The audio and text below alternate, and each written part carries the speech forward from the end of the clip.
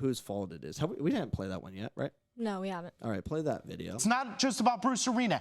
As a whole, U.S. soccer is not prepared. They have not done a good enough job of getting this group ready to play. And keep in mind, the last 2 Olympics, no United States.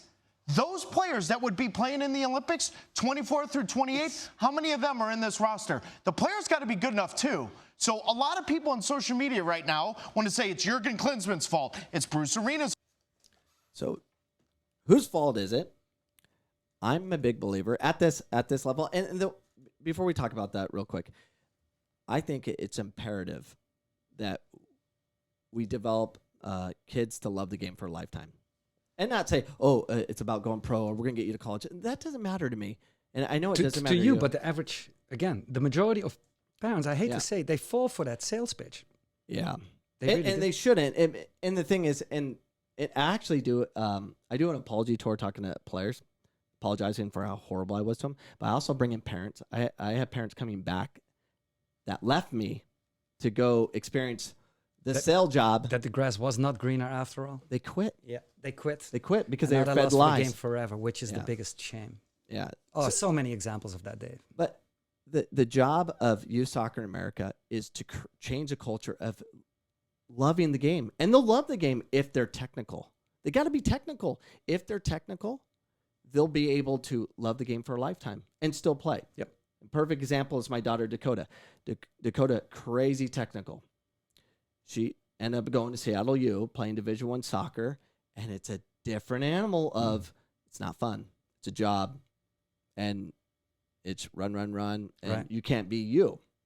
She ended up leaving after 2 years, and now she's at BYU Idaho. She's not playing collegiate soccer, but she's playing. Mm-hmm. She's playing futsal. She's playing outdoor. I mean, she loves the game so much. She has a fan base before COVID. Fans from the sideline, a bunch of Brazilians would call her. What do they call her? They call her in Portuguese. Baby feet? No, female Messi. Oh wow, that's a big compliment. Yeah, so she's very technical, but she loves the game for a lifetime. I did my job. Yes, is to love the game for a lifetime. If they never play again, you soccer coaches, you've failed if they don't play again. Because you can turn them on for a lifetime. And if that was our focus and get rid of all the stress, it would change the entire culture of the game. Mm-hmm. And we went and it was like, why do we lose so many kids? They're not by 8th grade. They're not playing soccer anymore because of you, soccer coach. You're nuts. And I'd like to blame parents. Parents definitely have a problem, but it's led by these. We have to educate. We have to let people know what the game's about, and we don't do it. So whose fault it is? It's youth soccer. It's our foundation. Yep. They have to go to Europe to be developed. I don't think that's the case. You can be developed here. It just how many people are in Holland? 16, 17 million right now. Oh, that's equivalent to like 3 big cities in America. Yeah, but it's a very dense populated country. Actually, landmass, I think Holland fits in Arizona about 10 times, believe it or not, just to give you an idea of perspective. So how come that little shit country, generation after generation, produces world-class players, right? Everybody knows the Cruyffs, the Van Bastens, and the Bergkamps, and the Van Nistelrooys, and I can keep going. And world-class teams that compete almost, although we just came off a very bad period as well, but we seem to have climbed out of that valley again. Why is that? If I was the US, I would get off my arrogant horse and I would start looking elsewhere. And I start thinking, okay, what are these guys doing different? Maybe we can learn a thing or two. You would think. You would think. You would think. What I would like to see from the U.S. is to open things back up. Back when we were making World Cups, yes, the U.S. In what was it, 2002 World Cup? Is that Germany? Quarterfinal, right? Yeah. Yeah. That's not bad. They made it. I think competition matters. But it needs to be open. You should be able to compete with anybody. Everyone should have the opportunity to compete. Everybody. Any club should have the opportunity to beat anybody. And any talent should be able to play. Again, pay for play. If the family doesn't have $2,000, then they cannot, here in Arizona, unless they get a scholarship. They can't play in the special, the fake perception of, we play in this MLS next. ECNL and DA, and we travel to Texas for a big showcase. So if you want to make it, you have to come to us. Yeah, it's I wrong. shake my head, and I just don't know how to break that myth and that misconception. Yeah. Except for what we're doing right here, Dave. and that's the conversation that needs to be had. And we're not right. We're more right. We're not right. We're more right than 99% of the people out there. Our colleagues. And I have good friends. I fight with a lot of people. And the ones that know me, you know, they love me. They understand that's just how I am or whatever. But the ones that don't know me, you know, you meet me for the first time, it's a bad thing. But I'm going to be honest about it according to how I understand it today. And will it change over time? Sure. Just show me something different and I'll buy in. Just show me something.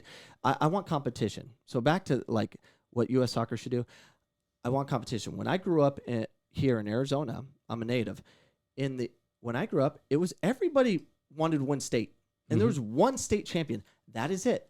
But everyone had the opportunity.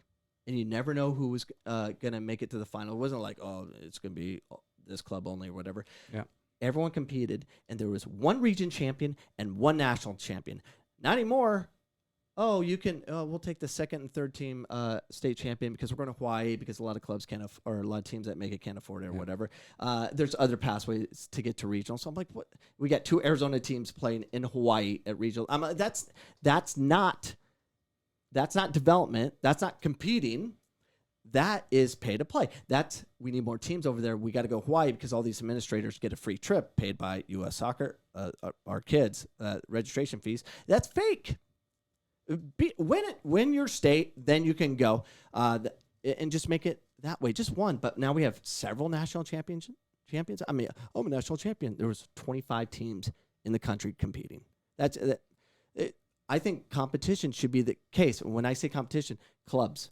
I think clubs should be able to showcase new ideas, new rules, new ways of developing kids, showcase it, and then we should reward those clubs that are actually thinking out of the box and developing players. We should reward clubs that develop a single player, not a team. I agree. Can I give a shout out to somebody who nobody talks about anymore, which is Louis Dabo. Do you know him? I assume. Yeah, you know. yeah, I know. So you know his track record, what he did with Santos here. It's amazing. Like when I grew up, I played for the Shamrocks, and anytime we got a Santos kid, a Louis Dabo kid, it was obvious. We right? knew what we were getting. Yep. Oh, we're gonna get a technical kid that knows how to. Everyone knew it. Yep. Everyone knew it. Well, go on. That's it. Take the pride in that. You know, start changing the world with your own little club, I guess. And if people buy into it, great. And if you're grown, even better. But don't try to change the whole. I mean, I know it sounds blasé or maybe jaded, but I kind of washed my hands from the trying to change things at a higher level. First of all, I don't have the clout. Second of all, why waste your energy on USSF and how the way they develop players if people are so stuck in their way, Dave, that again, it's arrogance. We've been doing this for years. So who are you to tell us how to do it? Well, then fine. Then I'm going to try my own little thing. And anybody who wants to follow, great. And everybody who doesn't and still buys into I got to play for this club to get a scholarship, then that's fine. That's their loss.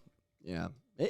It's just education because the thing is, there's always a new cycle of parents that just don't know, and they go through the same ridiculous routine. Don't you think though that has improved? Maybe the generational thing. For example, your kids will have kids, and then those grandparents have obviously knowledgeable parents who will not focus on winning, who will not ask their kid on the way home, how many goals did you score? No, did you play well? Did you have fun? No. And the reason I say that, because I know friends of mine who went through the whole gamut, professional, better than me, higher level, and their kids, they're part of the problem. They're doing the same stuff, and it blows my mind. I think, I don't know. I just that's why I invite you to come on. I think I've had you come on more than, other than Jessica McDonald, but you're on my show, you know, this is your 3rd or 4th time, not with a live video because I keep growing, but I gravitate towards people like you because to say, yeah, I focus on technique. Say it. And everybody says that. And doing it and going through those hard knocks, it takes work because you have to constantly talk to parents. You constantly have to explain why you're doing it, and just it's nonstop. And if you don't have conviction, it's not going to happen. You have to be willing to. I will not name the fight. name, but there's an English fella currently working for the Arizona Soccer Association in a soccer role, who told me privately that, Rick, you're right. We are not developing players here. It's about winning, and it's about the dollar. Now, I will not mention his name, but I thought that was pretty brave for him to just spit that out, because that's the truth, and that's the bottom line. Going back to Taylor Twellman's rant, it is insane to do the same thing for year on year and expect different results. Yeah. If you enjoyed that clip, you can enjoy all the clips at youtube.com/Coach Cameron Soccer to get all my content. Make sure you subscribe, hit the notification bell so you know what's going on and when we appear online, which is typically every Sunday, 7 p.m. Mountain Standard Time. Hope to see you this Sunday for our next live show.